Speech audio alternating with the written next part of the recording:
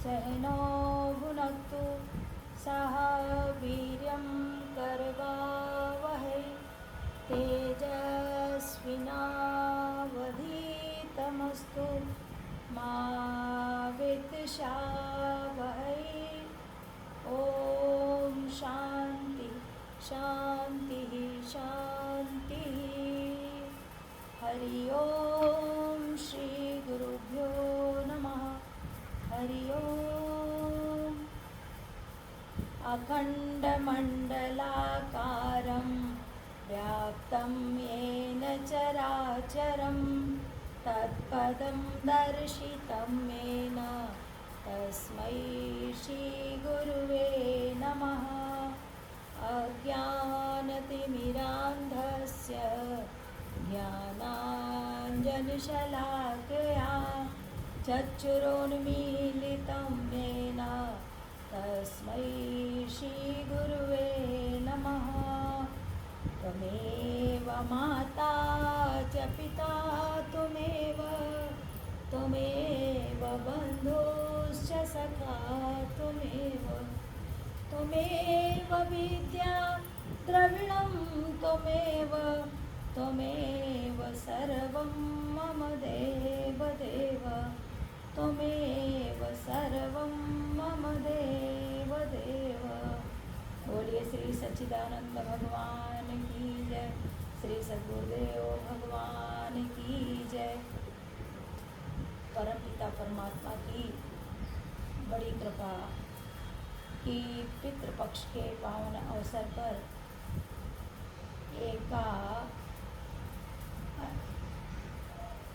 एकाएक मन में श्रीमद् भगवद गीता स्वाध्याय का मन बना और सभी भक्तों के सहयोग से ये कार्यक्रम चल पड़ा। आज तीसरा दिन है और हम लोग अध्याय 2 के 28 श्लोक तक स्वाध्याय कर चुके हैं। अब 29वां श्लोक जिसको हम लोग पढ़ेंगे। आश्चर्यवत् पश्यति कश्चिदेनम् आश्चर्यवद् वदति तथैवोचान्यः आश्चर्यवच्चैनमन्यः शृणोति श्रुत्वाप्येनं वेद न चैव कश्चित्। देहि नित्यं बध्योऽयं देहे सर्वस्य भारत तस्मात् सर्वाणि भूतानि न त्वं शोचितुमर्हसि। स्वधर्ममपि चावेक्ष्य न विकम्पितुम् अर्हसि। धर्म्याधियुद्ध्या श्रेयो अन्त्यक्षत्रियस्य न विद्यते। यद्रक्षया चोपपन्नं स्वर्गं द्वारमपावृतं। सुखिनः क्षत्रिया पार्थ लभन्ते युद्धमीदृशम्। अथ चेत्त्वमिमं धर्म्यं संग्रामं न करिष्यसि ततः स्वर्गं कीर्तिं च हित्वा पापं वाप्स्यसि। अब हम लोग 29 श्लोक के अर्थ पर ध्यान देते हैं। भगवान अर्जुन को समझाते हुए कह रहे हैं, जब अर्जुन दुखी हो जाता है और युद्ध करने को तैयार नहीं होता है तो भगवान कृष्ण उसको समझाते हुए कहते हैं कि यदि तुम ये मान लो अथ चैनम नित्य जातम नित्य मन से बोलतम, यदि तुम इस आत्मा को सदा जन्मने और मरने वाला मानते हो तो भी हे महाबाहो तू इस प्रकार शोक करने के योग्य नहीं है, क्योंकि जिसका जन्म हुआ है उसकी मृत्यु निश्चित है और मरे हुए का जन्म निश्चित है।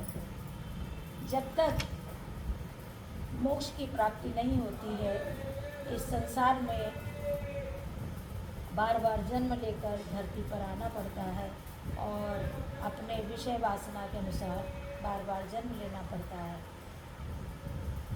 भगवान कहते हैं कोई एक महापुरुष ही इस आत्मा को आश्चर्य की बात देखता है और वैसे ही दूसरा कोई महापुरुष ही इसके तत्व का आश्चर्य की बात वर्णन करता है तथा दूसरा कोई अधिकारी पुरुष ही इसे आश्चर्य की भांति सुनता है और कोई कोई तो सुनकर भी इसको नहीं जानता।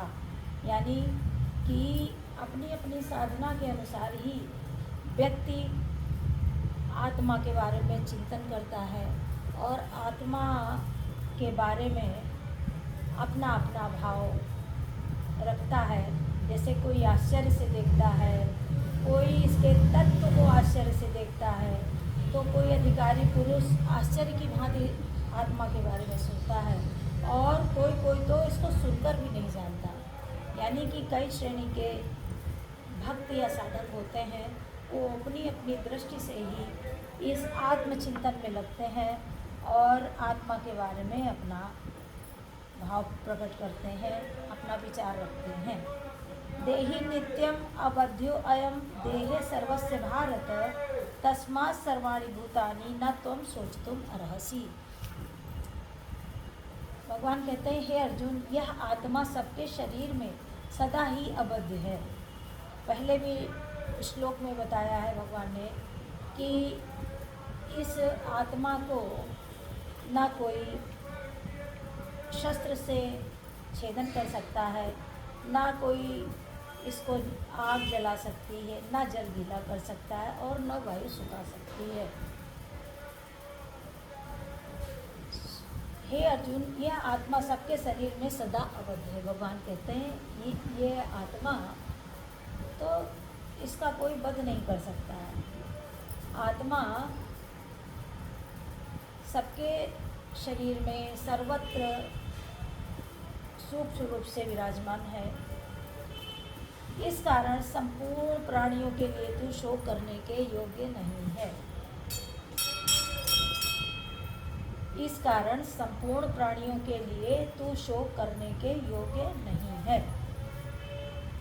यानी कि तू युद्ध कर, अपनी मन की मलिनता को त्याग कर और युद्ध भूमि में आकर इस तरह से तुम्हारा शोक करना उचित नहीं है। स्वधर्ममपि चावेक्ष न विकम्पितुमर्हसि धर्म्यादि युद्धाश्रयो अंत्य क्षत्रियस्य न विद्यते। तथा अपने धर्म को देखकर भी तू भय करने योग्य नहीं है, अर्थात तुझे भय नहीं करना चाहिए, क्योंकि क्षत्रिय के लिए धर्म युक्त युद्ध से बढ़कर दूसरा कोई कल्याणकारी कर्तव्य नहीं है। यानी क्षत्रिय के लिए युद्ध से बढ़कर कोई कल्याणकारी कर्तव्य नहीं होता है। समाज की रक्षा करना और सबका पालन पोषण करने का दायित्व क्षत्रिय पर ही है। इसलिए उसका परम धर्म बनता है कि जो उपयुक्त हो उसके अनुसार अपना कर्तव्य का पालन करे। और भगवान कहते हैं, हे अर्जुन, तो युद्ध के लिए खड़ा हो जा। यद्रक्षया चोपपन्नम स्वर्गद्वारम पावृतम सुखिना क्षत्रिया पार्थ लभन्ते युद्धम ईदृशम। हे पार्थ, अपने आप प्राप्त हुए और खुले हुए स्वर्ग के द्वार रूप इस प्रकार के युद्ध को भाग्यवान क्षत्रिय लोग ही पाते हैं। भगवान कहते हैं, जो युद्ध भूमि में युद्ध करते हुए अपने प्राण गंवाता है उसको सीधे स्वर्ग का द्वार प्राप्त होता है। इसलिए भी हे अर्जुन, तू युद्ध के लिए तत्पर हो जा। अध चेतत्वमिमं धर्म्यं संग्रामं न करिष्यसि तथा स्वधर्मं कीर्तिं च हित्वा पापं वाप्स्यसि। किंतु यदि तू इस धर्म युक्त युद्ध को नहीं करेगा तो स्वधर्म एवं कीर्ति को खोकर पाप को प्राप्त होगा। भगवान कहते हैं कि हे अर्जुन, यदि तू इस युद्ध को नहीं करता है तो तुझको पाप लगेगा। क्यों?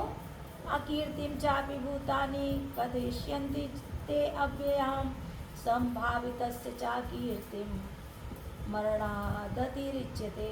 तथा सब लोग तेरी बहुत काल तक रहने वाली अपकीर्ति का भी कथन करेंगे। यानी आपकी मान बढ़ाई नहीं होगी, लोग आपका अपकीर्ति ही करेंगे और कहें आपका इस तरीके से समाज में यश ना फैलकर आपको अन्य बातें सुननी पड़ सकती हैं। और माननीय पुरुष के लिए अपकीर्ति मरण से भी बढ़कर है। जो माननीय लोग होते हैं उनकी अपकीर्ति उनके मरण के समान ही होती है। भयाद्रणादु परतम मत्स्यन्ते त्वां महारथा येषां च त्वं बहुमतो भूत्वा यास्यसि लाघवम्। और जिनकी दृष्टि में तो पहले बहुत सम्मानित होकर अब लघुता को प्राप्त होगा, वे महारथी लोग तुझे भय के कारण युद्ध से हटा हुआ मानेंगे। अवाच्या वादांश्च बहून् वदिष्यन्ति तवाहिता निन्दस्तौ सामर्थ्यं ततो दुःखतरं नु किम्। तेरे बैरी लोग तेरे सामर्थ्य की निंदा करते हुए तुझे बहुत से न कहने वाले योग्य वचन भी कहेंगे, उससे अधिक दुख और क्या होगा। यानी कि अगर तू युद्ध नहीं करता है तो तुझे बहुत ही अपमानित होना पड़ेगा, बहुत ही निंदा का सामना करना पड़ेगा। ऐसा भगवान अर्जुन को बता रहे हैं और कह रहे हैं, हाथों वाप्यस्य स्वर्गम जित्वा वा भोज्य से मही तस्मादुष्ठित कौन्तेय युद्धाय कृत निश्चयः। हे अर्जुन, यदि तू युद्ध में मारा जाकर स्वर्ग को प्राप्त होगा अथवा संग्राम में जीतकर पृथ्वी का राज्य भोगेगा, इस कारण हे अर्जुन तो युद्ध के लिए निश्चय करके खड़ा हो जा। सुख दुखे समे कृत्वा लाभालाभो जया जयो ततो युद्धाय युज्यस्व नैवं पापं वाप्स्यसि। जय पराजय लाभ हानि सुख दुख को समान समझकर उसके बाद युद्ध के लिए तैयार हो जा। इस प्रकार युद्ध करने से तू पाप को नहीं प्राप्त होगा।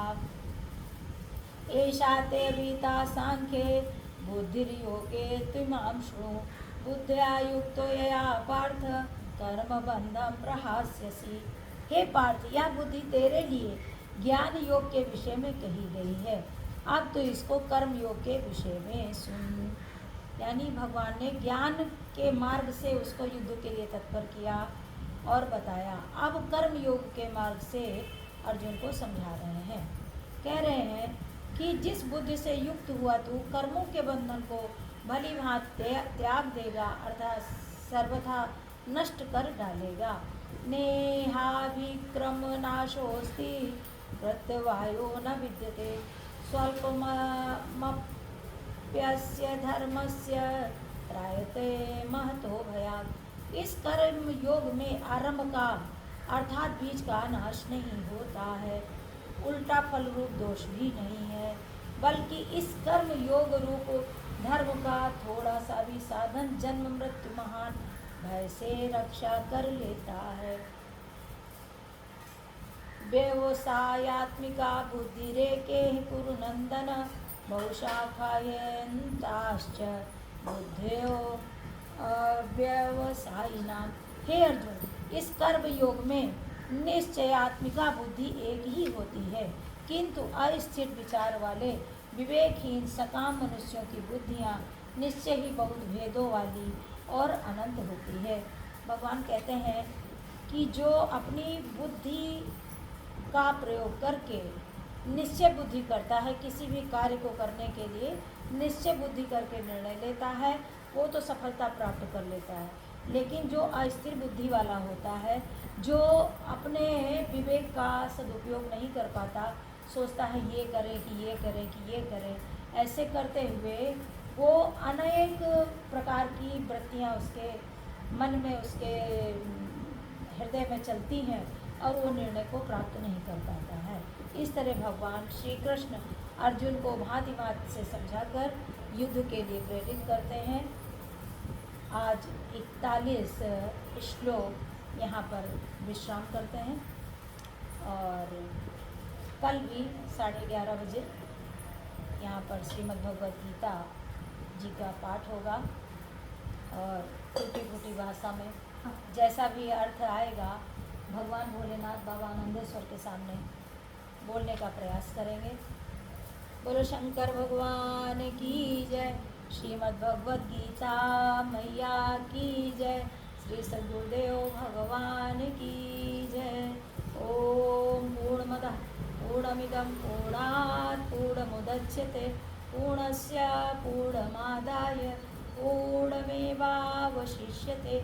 ॐ शान्ति शान्तिः शान्तिः हरि ओं श्रीगुरुभ्यो नमः हरि ओं तत्सत् हरि ओं तत्सत् हरि ओं तत्सत्।